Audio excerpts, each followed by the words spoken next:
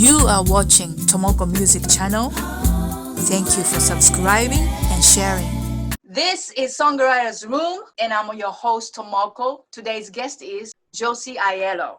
Josie Aiello is an award-winning singer, BMI songwriter, and worship leader with 3 self-titled album releases. She attended the Chicago Academy of the Arts High School and won a full scholarship to DePaul University School of Music. Her debut CD, Unconventional Girl, was produced by the Grammy-winning writer and producer, Ashley Ingram, who is known for Desiree's You Gotta Be from the Quincy Jones record and publishing label with Warner Brothers in 2000.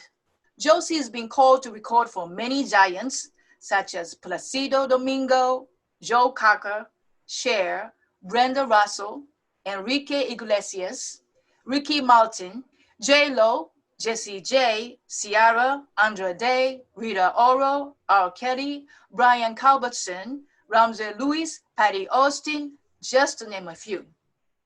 She's featured on major soundtracks such as That Thing You Do, The Out of Towners, South Park, Dinosaur, The Guardian, and Hairspray.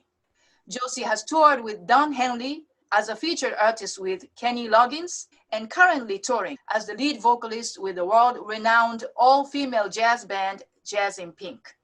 Most recently, she recorded background vocals for Jennifer Hudson in the new Aretha Franklin film, Respect. So can I get a whoop whoop? Whoop, whoop. Ladies and gents, welcome Miss Josie Aiello! Hello, everybody. Thank you so much for asking me to be on your show, Tomoko.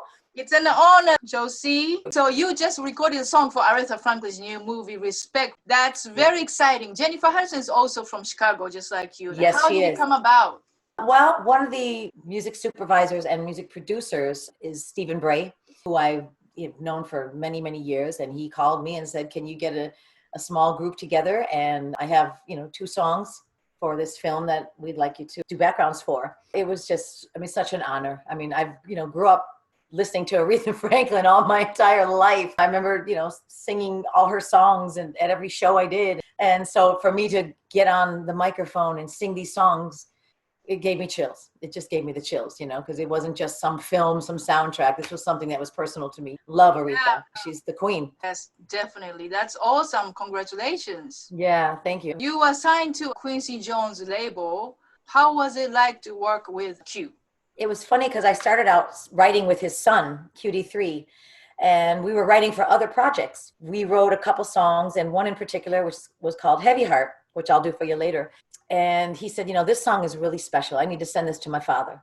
So he sent it to his father, and Quincy loved the song and said, hey, this is fantastic. And who's singing it? He didn't realize it was me. That was the writer, was the singer also, the artist. So the next day he called and said, hey, I want to meet her at my house.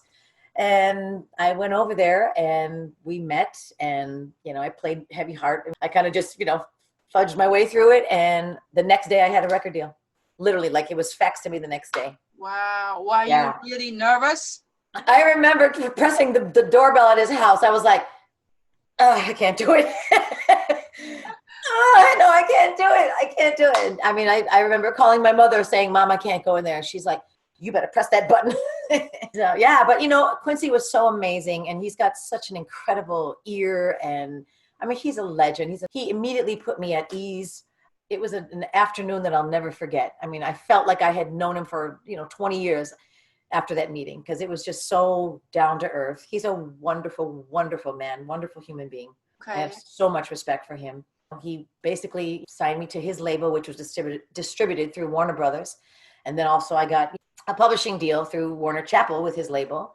I was able to, pick and choose who I wanted to do this record with. And I met Ashley Ingram, who, he and I just instantly connected. It was immediate musical connection. He was an amazing guitar player and writer and producer. And he brought out the best in me. I brought out the best in him. And we just wrote, 12 songs that were just amazing. The unfortunate part was, the record was finished. We were starting to tour.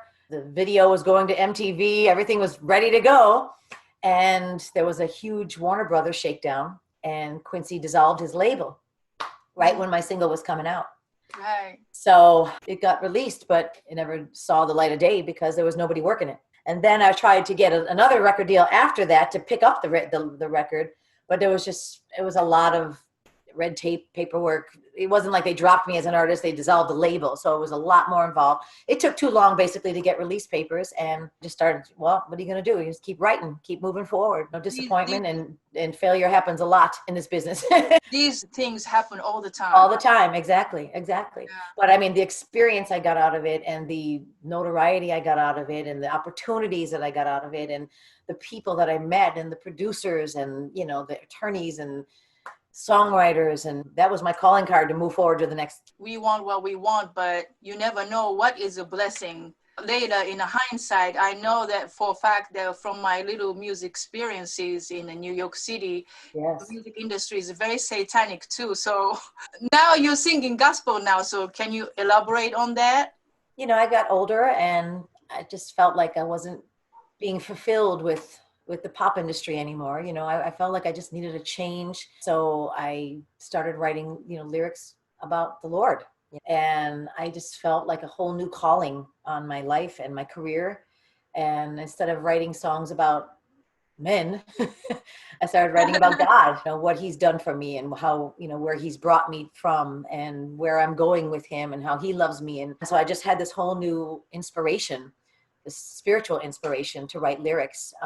And then I got a call from a friend of mine who had a Christian label and said, hey, a little birdie told me that you were doing gospel music now, and would you like to meet up and see if this is a good fit for you? And I said, sure. And it was, and we recorded another album. That's beautiful. So you are a very prolific songwriter. What are the songs that influenced you most? I love classic composers. I mean, the classic composers for me are like Poetry Man, Phoebe Snow, Karen Carpenter, Superstar. Yeah, I mean, Cynthia and Very Wild, James Ingram, There's No Easy Way to Break Someone's Heart, and The Way We Were, the Bergmans. You know, these are like the classic songwriters that just, you know, completely inspired me to want to write. I can go on and on. Janice Ian, Cat Stevens. I mean, I have a wide, very, very diverse taste in music. I will listen to Bob Marley, and I will put Led Zeppelin on. It goes all over the place. Classical, I will listen to Placido, I will listen to Mario Lanza, and then I can put on Alanis Morissette.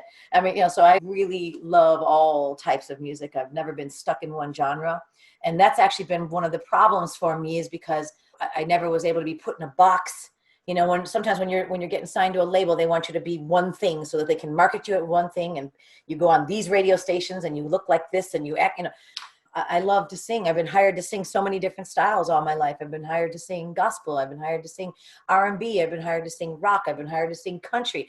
I've been, you know, I mean, jazz. I sing jazz, you know. So for me to box me into one thing to say, what is your style? It's impossible for me. Yeah. But the Karen Carpenter's is my first American record that I ever listened to when I was in Japan. And that's how I learned my English. Yeah, really. Yeah, she's just the most purest. Yes. Purest songwriter and singer I think I've ever heard. Yes. It's just pure. Mm-hmm. Beautiful. From the heart, pure lyric. Yeah. So are there any songs that you wish you wrote? All of the ones I just sang. You know, I grew up on Barbra Streisand, so I would have to say like The Way We Were, if I could have written that song. Did she write that song? No, right? The Bergmans wrote that song, but I wish I would have written it. But, you know, like when I grew up just listening to her, and even Gladys Knight did a version of it, a beautiful version of that song. I mean, and even like the newer stuff. I'm a huge fan of Amy Winehouse. You know, I love her writing style. I love Alanis Morissette. Anything Bob Marley. Right. You name it, I'm in. Yeah. How do you keep the music playing? I mean, that was. I love that song. I saw it in that movie at first, and I was like, "What? Stop the movie! What is this song? Like, please. How do you keep the music? I mean, what a beautiful way to say. What a beautiful way to say. How do we keep this relationship going? Yeah. Stay happy, because you know, the more years that we have under our belt, the harder it's going to be. How do you keep it fresh? What a great way, what a creative and beautiful way to say, how do we do this? Yeah. And you worked with Patty Austin too, right? Yes, I actually wrote a song called Let Me Be Me for Patty Austin. That was amazing to hear, my demo, and then all of a sudden I hear Patty Austin's version of it. I was like, oh my God, a superstar is singing my song, a song that I wrote in my bedroom on my couch. It's such an amazing feeling. I love to be in this music business. I love this. I love the music part of it. I hate the business part of it, but I love the music of it, Yeah. So on the business side, you have to make sure the contract and percentage, has it been good for you financially wise? Yeah, I mean, I've never had a job. I've always been in the music business, I mean, I've always been able to support myself, whether it's, not just in the record business, but I've been in the commercial business. I've done soundtracks. Between all of that, I've been able to make a very good living for decades, 4 decades. I started singing when I was 8 years old in my parents' restaurant, and I had an agent by the time I was 9 years old. So, I mean, I've all my life. I did have a job one time. My parents owned a restaurant in Chicago, and I was a waitress. And my mother fired me, though. Horrible. You're a terrible waitress. You're going to kill all our business. You're fired. So that's the only job I ever had. That's a hard job, man. You really got to be patient and humble, and I don't have the temperament for it. This is a song I actually won about 20 years ago. I actually won the USA Songwriting Competition with, and it's a song called Heavy Heart, which is the one I actually got signed to Quincy with. I wrote it with Harvey Mason Jr. He sent me a track. It was a beautiful track. And I remember I was in Chicago when I wrote the songs at my mother's and my father's condo. And it was a beautiful song, had a lot of minor chords in it. It was beautiful. And it felt sad to me. It felt like a sad track. It felt like something, it wasn't something I should be celebratory about with the lyric. So I was watching a movie, and this girl had cheated on her boyfriend or whatever. And she called up her girlfriend and she said, what am I going to do? What am I going to do? Do I tell him? What do I say? And the girl said, what he doesn't know won't hurt him. And I was like, that's the first line of my song. And so the song starts out, what he doesn't know won't hurt him, but it's killing me. You know what I mean? So it just kind of developed into this whole lyric, and I can even sing it for you a little. It goes, what he doesn't know won't hurt him, but it's killing me. That old fire started burning. I thought I put it out quietly. I became a storm without a warning to break free. And here I lie unredeemed, punished by my guilt-ridden dreams. Heavy heart, I wear you every day. Heavy heart, I carry all your weight. I can't make it go away. Tell me, will you ever end this pain? Heavy heart. I love it. It's a cheater song. And so I started to write this lyric. I sent it to Harvey right away to say, what do you think? Is this the right fit? And he was like, oh my God, yes, keep going with it. Keep going with it.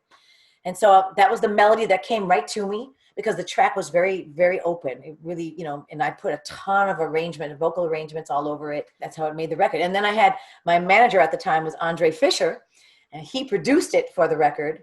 And it just turned out to be such a beautiful song. It was a really good performance that they captured.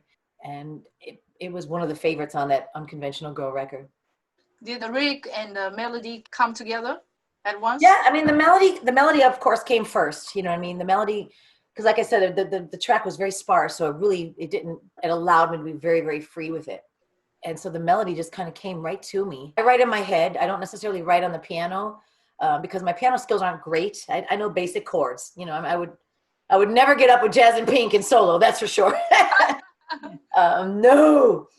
But, so I kind of write it in my head, and then I will use the piano to do vocal arrangements around it to see where it goes, what note do I need, and what am I missing, and this would be cool, and, so I kind of just constructed the melody.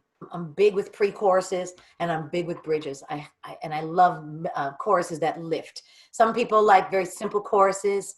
I like a big chorus, again, because, I've been raised with classic songwriters, and all them songs that I just mentioned to you earlier are like big choruses. So that's how I write, and then I sit with the lyric, and then that's how I got that first lyric. But it really set me off. And as soon as I got that, it was about basically cheating and how you wear a heavy heart every day if you do that. Okay. Second verse is, I close my eyes so I can hide the truth, but the truth will set me free. I'm so afraid to hurt you, baby. So afraid to lose my everything. But I'm willing to do whatever it takes if I have to pay that price. 'Cause the grass, it fooled me, it wasn't greener on the other side. Heavy heart. And then I sent it into the USA Songwriting Competition. I thought, God, they probably get 5 gazillion songs a year, but hey, let me see what happens. I sent in my little, whatever it was, $20, and I sent in the song, and they wrote me back and they said, your song is a finalist. I was like, whoa, So I was really honored with that. And then the following year I did another song. It was called a gospel song called The Call. And I won songwriter competition with that. I think I came in like 3rd place. So I got an award for that one as well. So I highly recommend doing those because they really just make you analyze your song from a different perspective. You write your songs, so you love all your songs. They're like your children. Right. But when you step outside of your song and you're going to hand it into somebody, it makes you, okay, let me check everything. Do I have the pre-hook? Is the pre-chorus as strong as it can be? Is this lyric really as strong as it, it's not about what I like it now. It's about what everyone's going to like it. So it really makes you analyze your song before you hand it in. It really makes you critique your songwriting. So I highly recommend contests. I mean, if you win, great. It's wonderful. If you lose, so what? But you're at least active and it makes you critique. And it's also good to get somebody else's professionals, I should say, advice and feedback. So they give you feedback and analysis? Fantastic. Yeah. So you've been fortunate to be able to make a living with music, and which is dreams for aspiring singers and songwriters. Yeah. Do you have an advice? I made a great living when the music business was a different business. It's very hard right now. I was selling records and touring and recording records and selling records when they had record stores. We had Tower Records, we had Borders. I was doing, live shows at Borders and selling my CDs. I think it was a lot easier to make a living back then because there was much more resource. People were buying albums back then. You went out and you bought the whole CD. They weren't just paying 99 cents for a download. It's very hard to do now. I highly recommend, if you want to make a good living today, get into film. There's scoring where you actually have a vehicle that's going to play your record. It's going to get it out to the masses. Either like commercial writing commercials. That's a great way to get your songs, or even not songs, but just your tracks.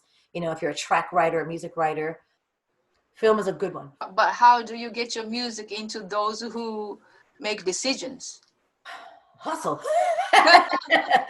It's a hustle. I mean, it's a lot of networking. I've spent 30 something years or almost 40 years making connections. And, a lot of the people that I met when I was first getting in aren't even in it anymore. It's a different way of connecting these days. Yes, you have to hustle. You have to find out who's music supervising this film or who's doing these commercials, getting online and really doing the work every single day, and then connecting with them, find out where, if they have a website, what they're looking for, meet with them if you can't, well, not right now with COVID, but meet them however way, send them your stuff. You never know. There's a lot of like jingle houses they don't want you signed with a publishing company because you're much easier to deal with then, and they might just send you, hey, here, we'll pay you X amount of dollar for your track. Sometimes when you have a publishing deal, then they've got to go through more hoops to get to you. It's a difficult business now.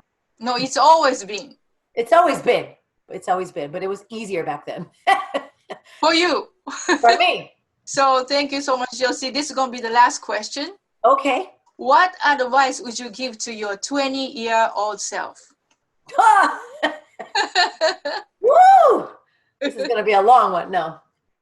The biggest one that screams at me right now is stay in school. I won a full scholarship to DePaul University, but I was never able to finish because I was in demand at the time. I was being flown to New York to do Starlight Express, and I was flown to Los Angeles to work with, Gloria Estefan. And at the time I was working with Phil Ramone. I wasn't in school because I was, constantly going away and doing this and on tour with this person. And so I had to stop DePaul. Now, fast forward 30 years or whatever, 40 years later, I wish I would have stayed in school because I could have been teaching, being a professor at DePaul now or anywhere. I could have been doing a lot more with a music degree. So I highly recommend staying in school, get your degrees, because, the music business is unpredictable. I was very, very blessed to be able to be in it for a long time, but not everybody is. The other one is be true to yourself. There's a lot of artists right now that I feel like they're clone after clone after clone. We want something new. We want something original. Don't copy somebody else. Don't listen to their songwriting and make yours sound just like that. Be true to yourself. Be true to your music. It deserves it. There's artists that come out of nowhere, like I mentioned, like Amy Winehouse. She wasn't mimicking anybody. She was herself. Alanis Morissette, she wasn't mimicking anything. She came out, she was herself. Be true to yourself. Follow your gut, follow your instinct. Don't necessarily follow the rules with songwriting. If it doesn't rhyme, so what? If it says what you want it to say and it feels good and it gives you the chills, you go with it. You rock that lyric. You rock that melody.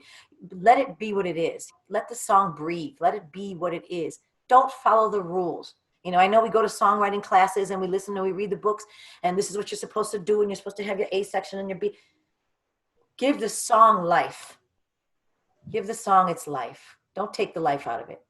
That's my answer, and I'm sticking to it. Thank you so much, Josie. Oh, thank you. I really enjoyed talking to you. Same here. So until we speak again, sayonara. Sayonara. Ciao. Ciao. Don't forget to click subscribe and hit the bell to get notified about new videos of Songwriters Room or my new music or Japanese series. Thank you for watching. Arigato. Sayonara.